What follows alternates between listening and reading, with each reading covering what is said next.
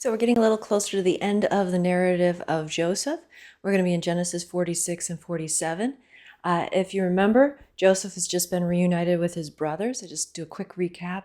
And they've gone back to get their father Jacob and bring him to Egypt.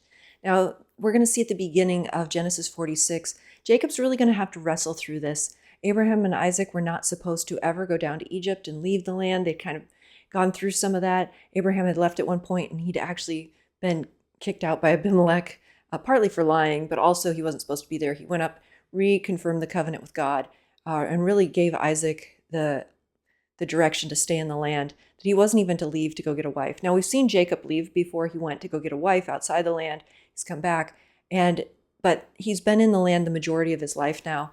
And so, again, we're going to start to kind of walk through what it is for him to leave. Joseph has made all these preparations for the family to be in Egypt. Joseph has a lot of favor there. He's told them to take particular land in Egypt and bring all of everything with them. Pharaoh has also thought this is a wonderful idea. And so how is Jacob going to deal with this? So we're going to jump into verse 1. It says, "So Israel set out with all that he had." Remember, Jacob's name is also Israel. He had his name changed. It's been under 2 occasions we've already had this. So he set out and he came to Beersheba and offered sacrifices to God of his father Isaac. So Jacob goes to Beersheba before he goes to Egypt.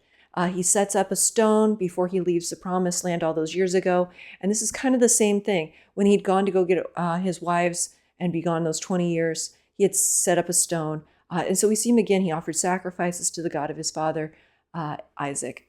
So this is an important part of Jacob's memorial, right? He has this time before he leaves the land to go get his wives, and he comes back and he's made that vow with God, and God has given him that covenant promise.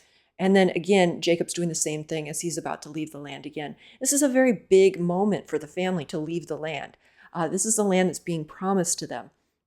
In verse 2, it said, "And God spoke to Israel in visions of the night and said, 'Jacob, Jacob.' And he said, 'Here I am.'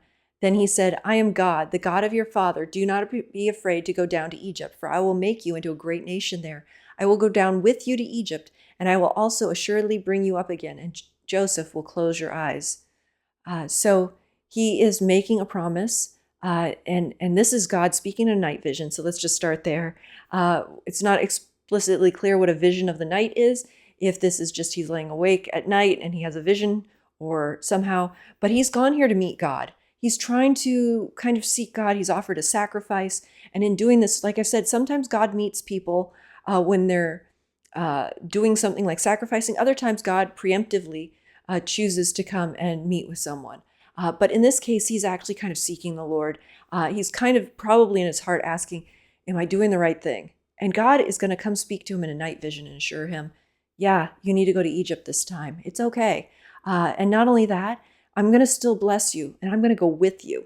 And remember, this idea of God going with someone is a big idea, that the gods of that time were typically considered to be gods of only a certain territory or land, that this God of Abraham, Isaac, and Jacob, right? We know him as the true God over everything. He goes beyond one nation, beyond the borders, and he can go with certain people, his covenant people. And so God says, I'm going to go with you to Egypt, and I will bring you up again. Now, bringing Jacob up again is kind of an interesting idea, because Jacob's not going to come up alive. He's going to come up, right? He's going to be buried. And so he just tells him, Joseph's going to close your eyes. So we actually know from the story that when we get a vision or a word from God, like Jacob does here, we need to be careful with exactly the details. Jacob might have thought, I'll go with you down to Egypt and I will surely bring you up again. What God was saying is you, meaning your whole family, I'll bring up again. You will be buried, obviously, in the promised land, but you actually won't see it again. And so just being very clear here that God promising to bring him up again. God doesn't fail to bring Jacob up again while he's still alive. He does it after Jacob has passed. So again, this is God kind of having this interaction. Like I said, in this vision of the night, this isn't an appearance of the angel of the Lord this time. This is a vision of the night. And Jacob would have had dreams previously, right? He saw that ladder with ascending and descending. He had an interaction with God. We know Joseph had dreams. We know this is part of something that we're seeing quite regularly in the Old Testament. How much more, do we have now in the New Testament in the way God interacts and speaks with us? He's speaking with him. And these plans that Jacob and Joseph has laid out, Jacob finds out here that they actually are God's plans.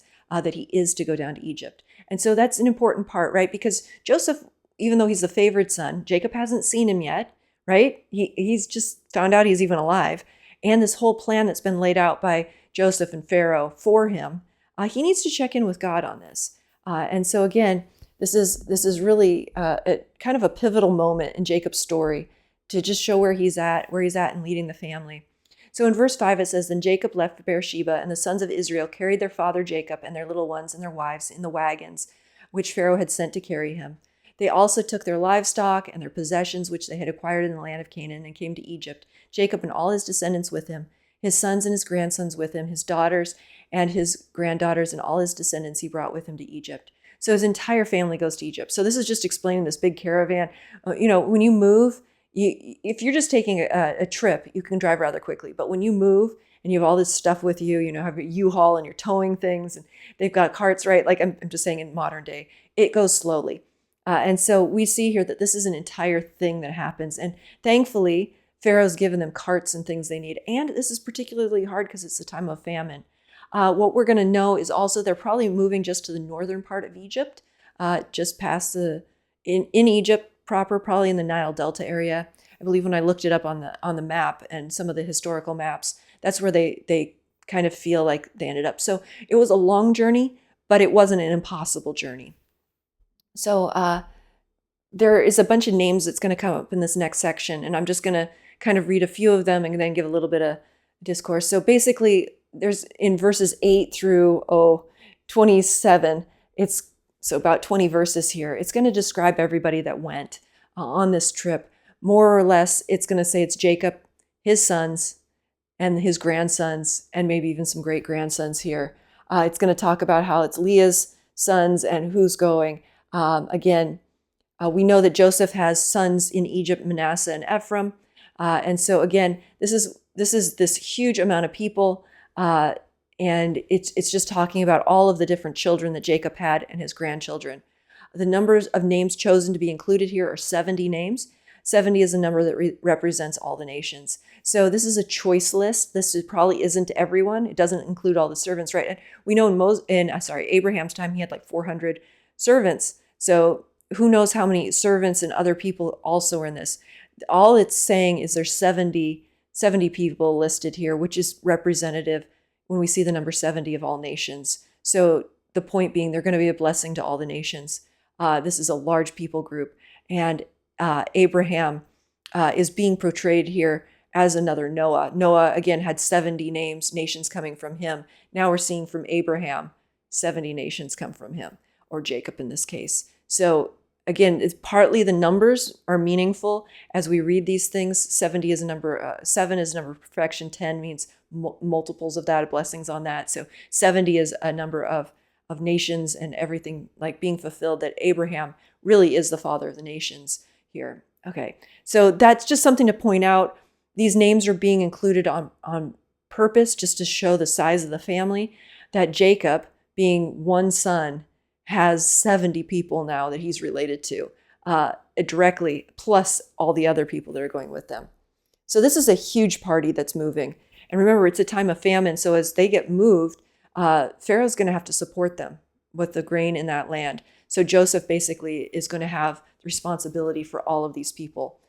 Now Jacob sent Judah ahead of him to Joseph to guide him to Goshen, and they came into the land of Goshen. Because this is an interesting point. Judah is now standing out. And we've seen this back and forth. There's been the Judah and there's been this Joseph theme, right?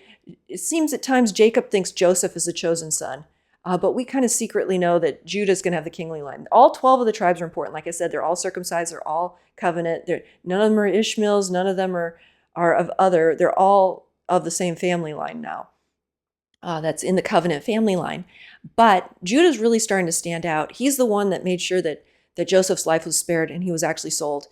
He made sure that, Reuben seemed to be away at the time, and Reuben was the one that was supposed to be protecting him, and Judah's the one that sold him. Judah's also the one that took charge of Benjamin. He's the reason they got to take Benjamin back down. Reuben couldn't get his dad to do it. Judah's the one that's been able to take this lead. Now, Judah's had some problems. We know that he was, had a child with Tamar and did some really bad things at that point. But again, it's not enough to have disqualified him. And it's saying here he's taking the lead. And this is important because we're starting to get hints now that Joseph, while he's going to be the one that kind of saves the family line, it's really Judah's family line that he's going to be saving, the kingly line, the line of Jesus. And so it just says here that Judah gets sent ahead. We're seeing that Jacob is the one that sent him ahead. So that's showing that Jacob actually is starting to favor Judah as the leader. He's understanding his role as the leader. And Joseph prepared his chariot, because Joseph's not with him. It's Judah that's with them. So anyway, just to make that point too, Joseph isn't part of this. He's going to come meet them.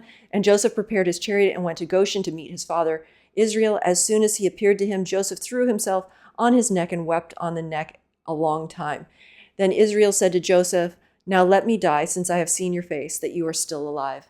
So this is the reuniting. This again is like the fourth time that Joseph has cried.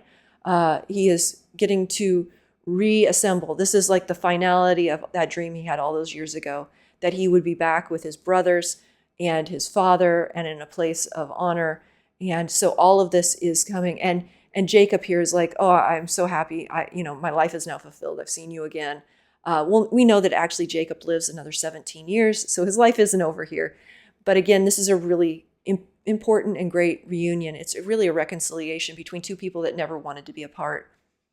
But Joseph said to his brothers and his father's household, "I will go up and tell Pharaoh, and will say to him, my brothers and my father's household, who are in the land of Canaan, have come to me, and the men are shepherds, for they have been keepers of livestock, and they have brought their flocks and their herds, and all that they have. When Pharaoh calls for you and says, 'What is your occupation?' you shall say, 'Your servants have been keeper of livestock since our youth, even until now, both we and our fathers, so that you may live in the land of Goshen, for every shepherd is an abomination to the Egyptians." So the Egyptians did not like shepherds. So Joseph makes it very clear he wants his family to stay separate. He wants them to have this land of Goshen. He wants them to kind of be off in their own area, probably in the, like I said, the River Nile Delta area. So not on the main area of the Nile Delta or in the main cities where all the pyramids are over in the other area. They're going to be in this other area. And he's telling them, he's kind of preparing them culturally. Let's stay separate. Let's keep you guys over here. You have sheep. They hate shepherds. So just tell them you've been shepherds for a very long time. They'll understand that this is what's been handed down to you. They'll understand that this is your thing. But if you're trying to intermix with them, they're going to try to make you into something you aren't. You're not going to be able to be shepherds anymore. All of this livestock that you've raised isn't going to be worth the same here. And so again, this is really helping them. From what we read later on, we'll find out the Egyptians raised cattle and not sheep. And so again, the family is going to get started here just with the wisdom that Joseph is applying for them. He knows both cultures and he has this great wisdom of God. So he's kind of feeding them the right lines to say and saying, you know what, this is what Pharaoh's going to ask. This is what you're supposed to say. And he's helping them with what they need to do. And he's also trying to just give them a place to be separate and not be bothered. And he also knows, probably at this point, how pagan the worship is in Egypt. If we've read historical accounts, they had all the different gods there. I'm sure you've seen movies and history accounts of Egypt and how absolutely a pagan and in witchcraft and all the different things that they were into. And it just was not a good place for them to be intermarrying and intermixing with them. He knew that they needed to stay separate because Egypt did not know the God that they knew, the real God.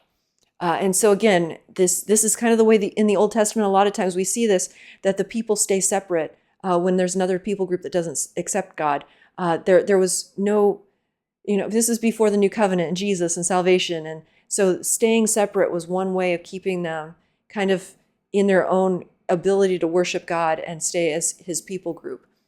Okay, so without having explained that too much, I'm going to get into Genesis 47.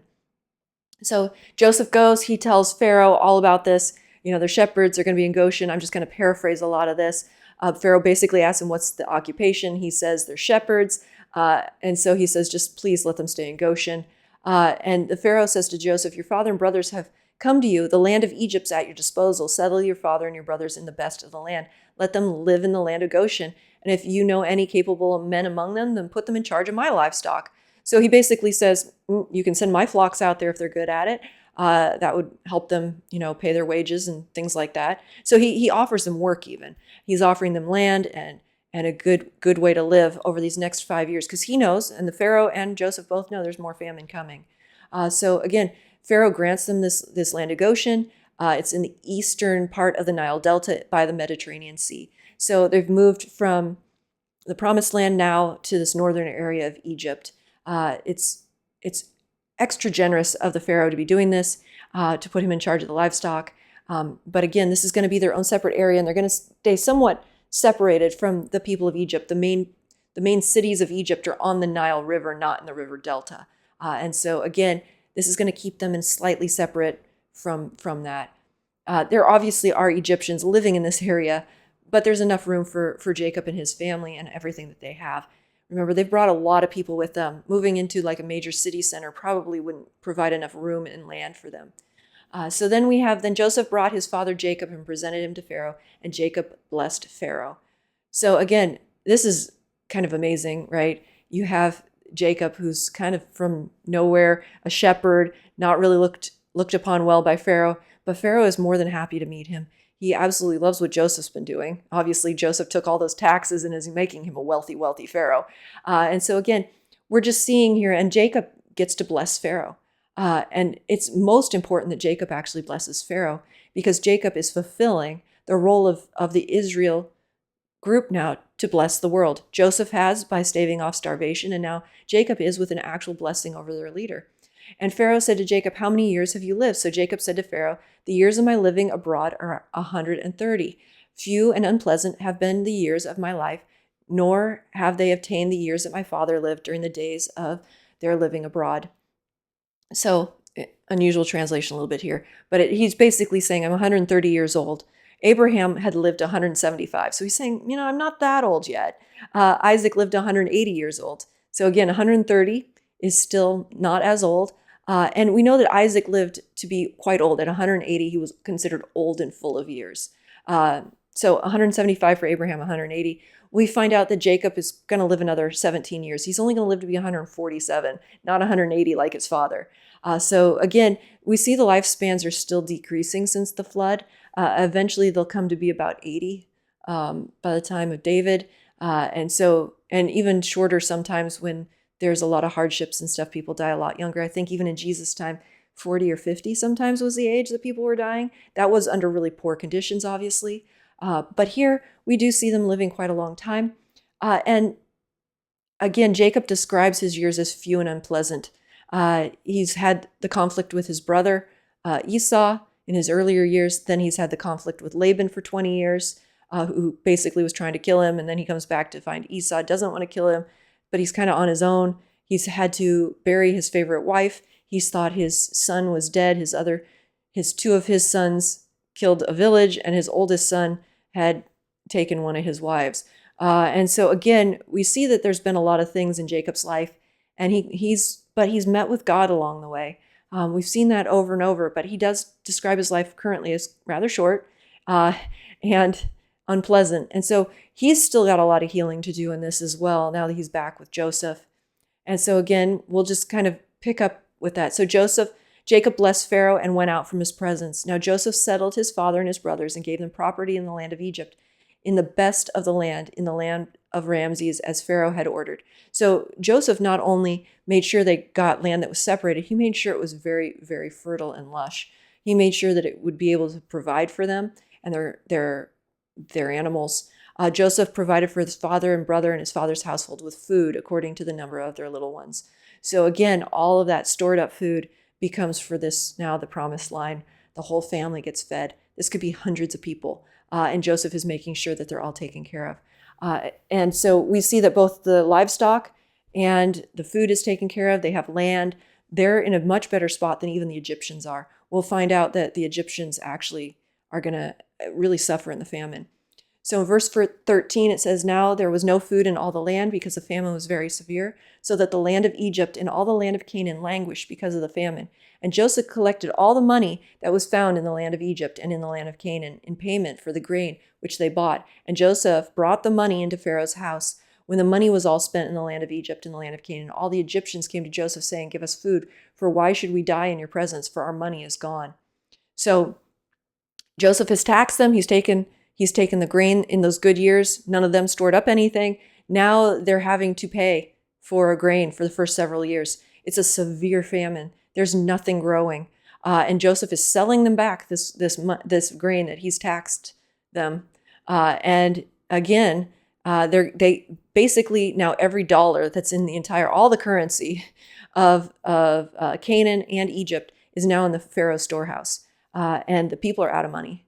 So what we're going to find out is Pharaoh is becoming incredibly wealthy over this.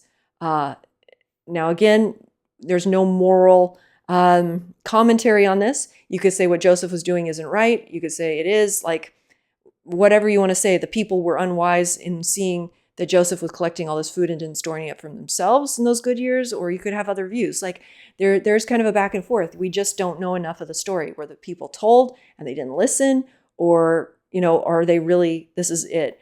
Again, then Joseph said, give up your livestock and I will give you food for your livestock since your money's gone. So they brought their livestock to Joseph, and Joseph gave them food in exchange for the horses and the flocks and the herds and the donkeys. And he fed them with food in exchange for all their livestock that year. So again, a couple of years in, their money's gone. Now they trade all their everything, their cows, their donkeys, their horses, everything goes so they can have food on their tables. So what do you do when you don't have any livestock? Well, you've got to think that quite a bit of the livestock now, Pharaoh's now hiring them back to be workers over the livestock. So it may just be that he amasses a lot of these herds together or something, but he still has to hire people. So there would be probably work to do. But that came to an end. And then they said, our money's gone, our livestock's gone. I'm just going to paraphrase this. All we have left is our land and our bodies. Why should we die?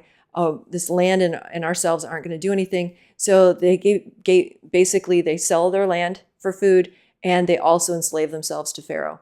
So give us seed so we may live and not die, and that the land may not be desolate. So basically at this point, they're starving, and they are completely at the mercy of Pharaoh and the grain that he has. And so more or less at this point, the people enslave themselves and all the land becomes Pharaoh's. So now the entire thing is what we would consider like a pure dictatorship, right? Like it's a completely owned land. I don't know all the political wording for it, but it's completely owned. This is now a monarchy under the Pharaoh, and they are enslaved. And Joseph has now, who started as a slave, has now enslaved the entire people group. Again, no moral commentary on this. It's just what happened. And so we see this dynamic of in this years, the famine has caused this huge social change, probably for the worse for the people. I'm going to say that usually freedom is a far better place to be. Actually, almost always is the case. And so again, this is what's happened. So Joseph bought all the land of Egypt for Pharaoh, for every Egyptian sold his field because the famine was severe upon them. So the land became Pharaoh's. As for the people, he relocated them to the cities from one end of Egypt's border to the other. Only the land of the high priests he did not buy, because the priests had an allotment from Pharaoh, and they lived off the allotment which Pharaoh gave them. Therefore he did not sell their land. Then Joseph said to the people, behold, today I have purchased you and your land for Pharaoh. Now here is seed for you, that you may sow the land. At the harvest you shall give a fifth to Pharaoh, and 4/5 shall be your own for the seed of the field, and your food, and those of your household, and the food for the little ones. So they said, you have saved our lives. Let us find favor in the sight of the Lord, and we will be Pharaoh's slaves. Joseph made it a statute concerning the land of Egypt, valid to this day, that Pharaoh was to have the fifth. Only the land of the priests did not become Pharaoh's. So basically, there's a 20% tax from here on out. Now, you might not think much of that. In most of our countries now, it's more than 20% tax. But at this point, this might have been different for them. He also said a lot of people got moved into cities. So again, there's a lot of social change going on here under Joseph. We actually know that Egypt becomes incredibly prosperous through this time period historically. So this couldn't have been all bad for everybody. They continued, it was bad. Enslavement's never a good place to be. Again, they're still getting to harvest and do those kinds of things and keep 4/5 for themselves. So again, it's a taxation. I don't know how much freedom they would have had, but again, it is something to kind of look at the dynamics going on here. But Egypt does prosper under this for a number of years. For the next 400 years, we see Egypt absolutely rise in what it does, in what it builds, and all of that too. So again, this is not necessarily going to hurt them. It was probably one of the most prominent nations at the time. I don't have all the details. You can kind of go read about this time period and who the pharaoh was at this time. But again, we see the promised family is living on their own in Goshen, and they're kind of living outside of this system still.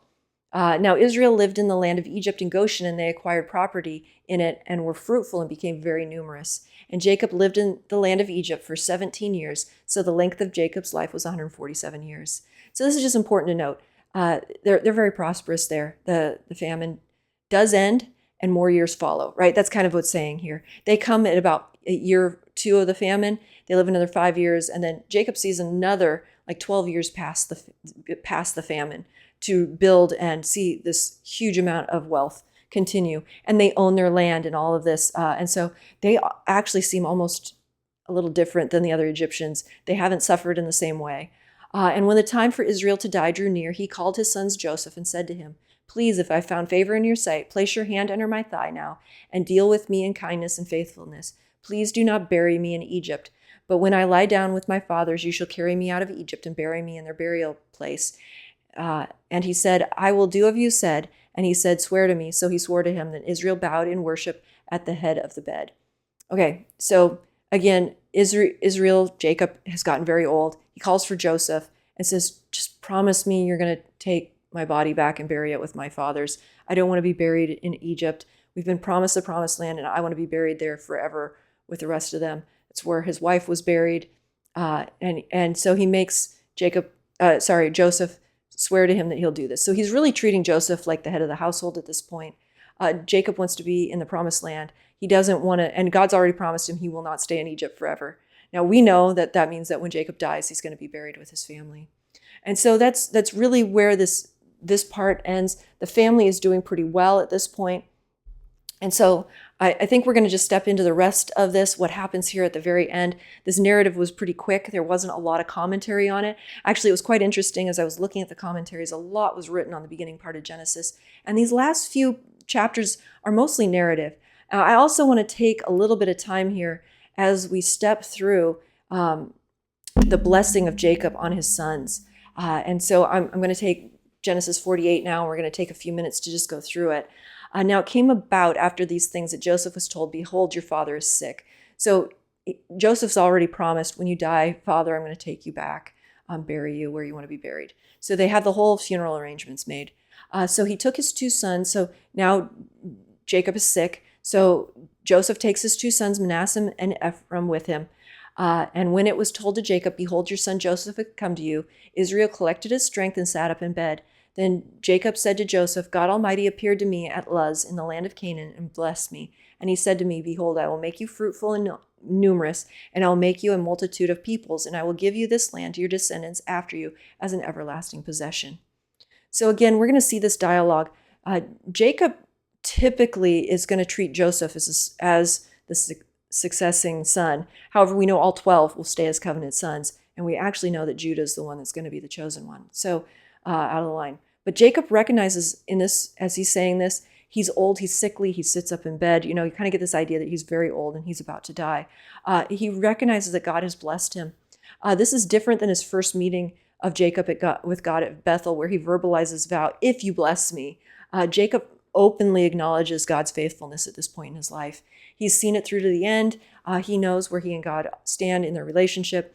And again, he knows he's a blessed man. Look at the wealth and the riches and the amount of children. I mean, this is far more than Abraham ever saw. Abraham saw, a couple of sons, maybe a few grandchildren.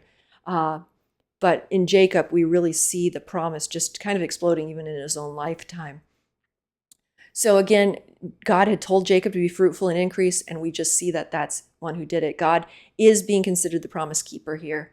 Jacob adds the phrase, "as an everlasting possession," when he's speaking about the land. This is only stated in one other place in Genesis 17:8, that it's going to be an everlasting possession for them. And so again, this is kind of new, but it's just a piece of, or a rehashing of the covenant with these key parts that are being highlighted, that the land and the numerousness and the multitudes of people. And he's telling all this to Joseph, not to Judah, not to some of the other sons or Reuben, the oldest. He's really picking this out. And so he's also going to give a double portion to Joseph, and that's what we're going to see next.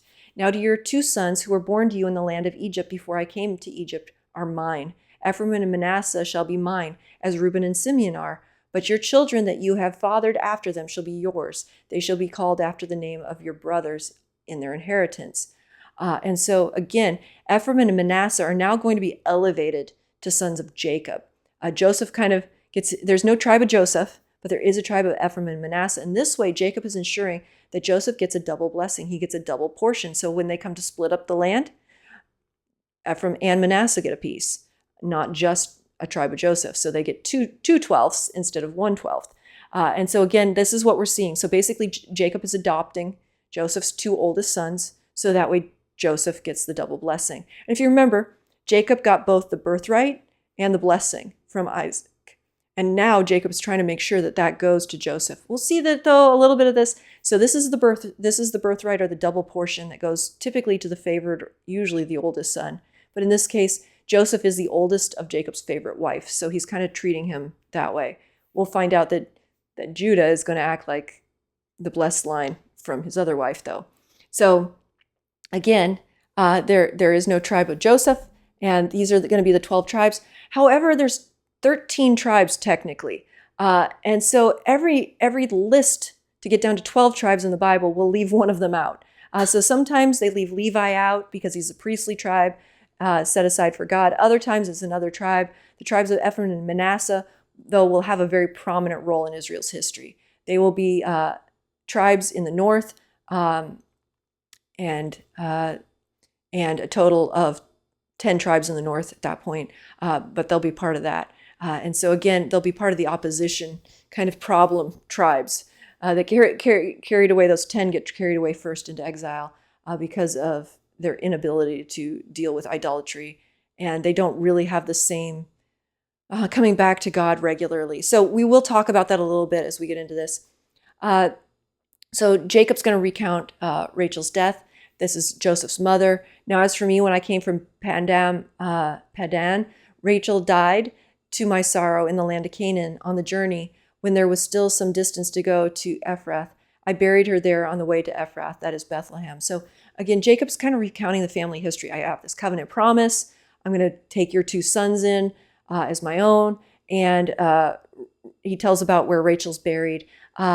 This signifies how important the promised land is, and that he's really saying, Joseph, your mom's buried there. It's really important, and I really need to be buried there. Like, this is kind of what is being explained. And so Israel saw Joseph's son and said, who are these? And Joseph said, these are my sons who God has given me here. Now, it's not saying that Jacob had never met them before. He could be mostly blind, kind of senile at this moment. Like he's about to die.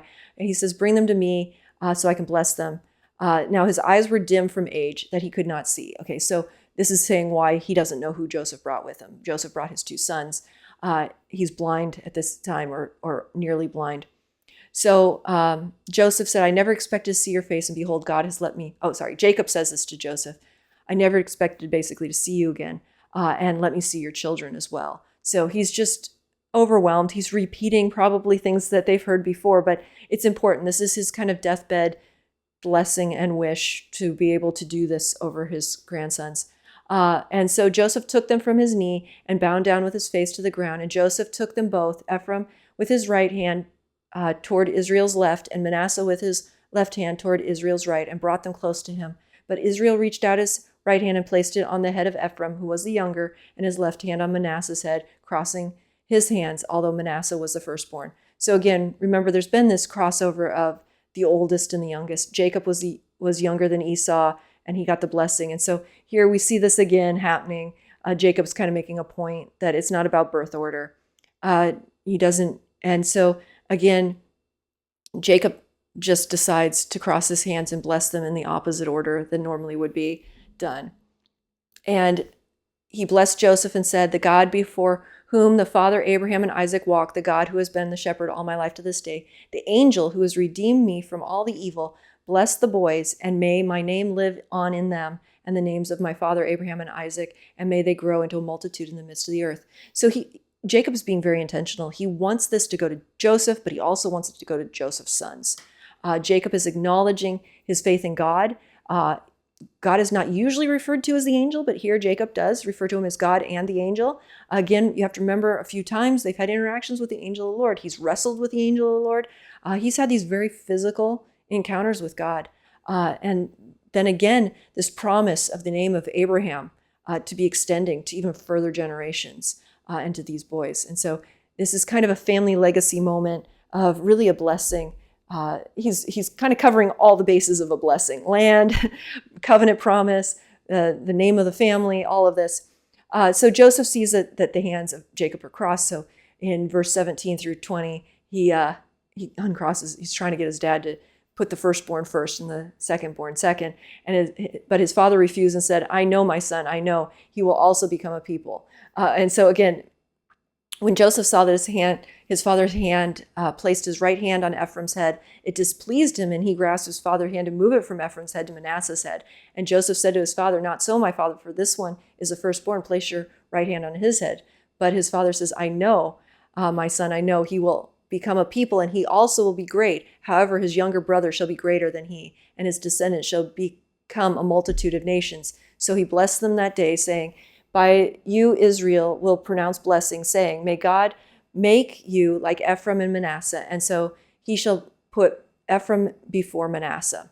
Okay, so what happens? We'll kind of look at that historically a little bit, but Joseph really wants them blessed in birth order.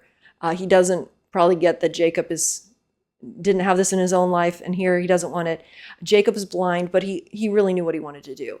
And it's clarified here because he and Joseph had this conversation. The heirs of promise are not determined by birth order. And that's what's being said. And Jacob was very well aware of that. However, we're going to find in this time period that all 12 tribes end up with a lot of blessing. Now, it is true that Joseph is going to get double portion out of 2 sons.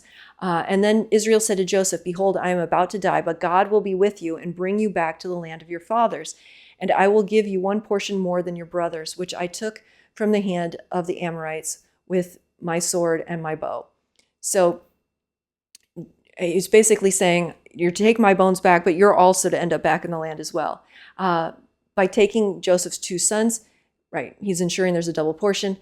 Joseph would not be the chosen line here, and we know that's what's going to happen, but he is going to get a double portion. Jacob shows that he fought with a sword and bow against the Amorites for some of the land. It's something that's new to us, actually. And so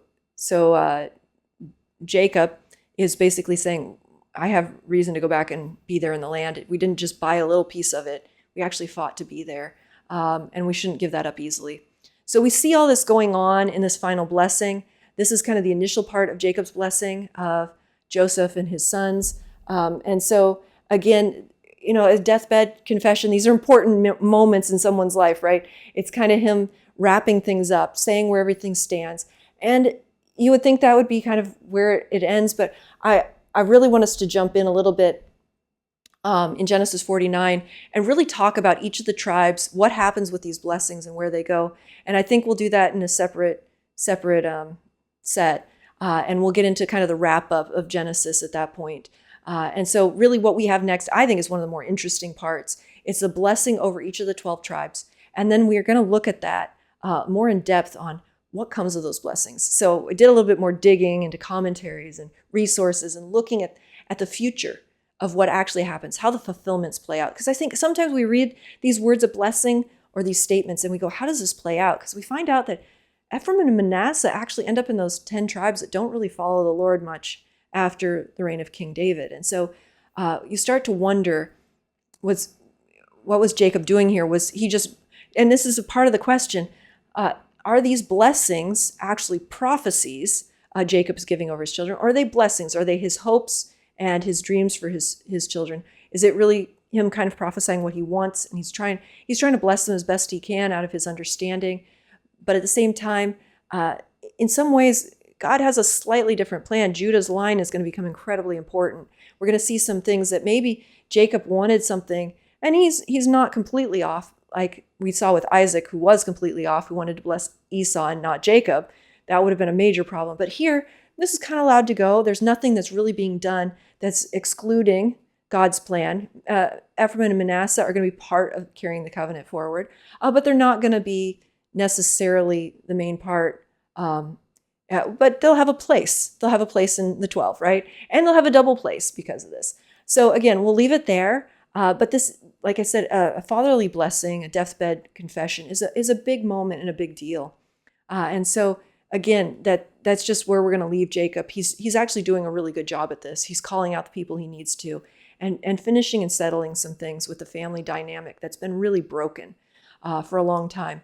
Now, I'm not going to say all of it's fixed here. Not at all. It's just going to be kind of an explanation too. So let's leave it there, and then we'll jump in next